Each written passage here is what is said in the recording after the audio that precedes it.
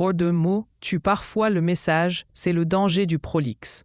Bonjour à tous, bienvenue sur votre chaîne Intelligence Verbale. Aujourd'hui, je vous propose de découvrir un mot français inspirant, prolixe. Le terme prolixe qualifie une personne ou un texte qui s'exprime avec abondance, parfois excessive, au point de perdre en clarté ou en efficacité.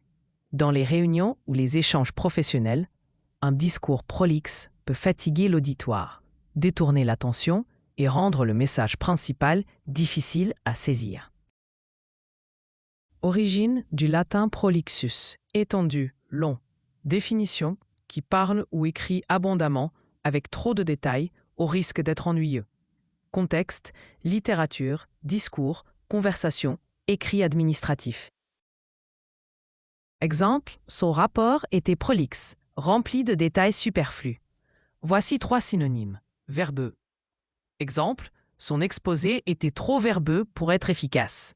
Bavard. Exemple, cet élève est bavard et détourne souvent la discussion.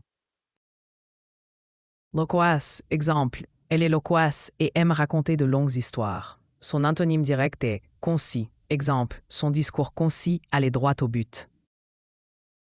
Erreur courante. Confondre prolixe avec précis. Alors que prolixe signifie trop long, précis signifie exact et clair.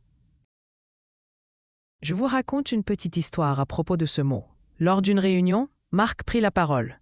Il expliqua son idée pendant 20 minutes, détaillant chaque étape inutilement.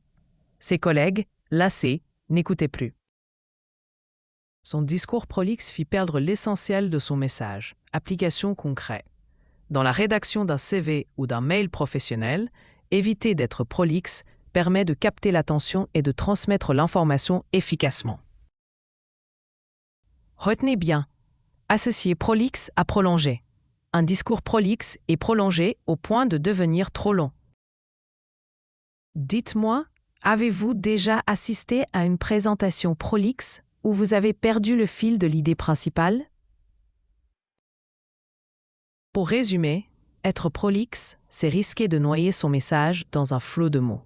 La clarté et la concision restent les meilleurs alliés pour convaincre et captiver. Et vous, quand avez-vous déjà été prolixe dans vos propos? Partagez vos expériences en commentaire, laissez un pouce bleu et abonnez-vous pour découvrir d'autres mots inspirants. À très bientôt sur Intelligence Verbale.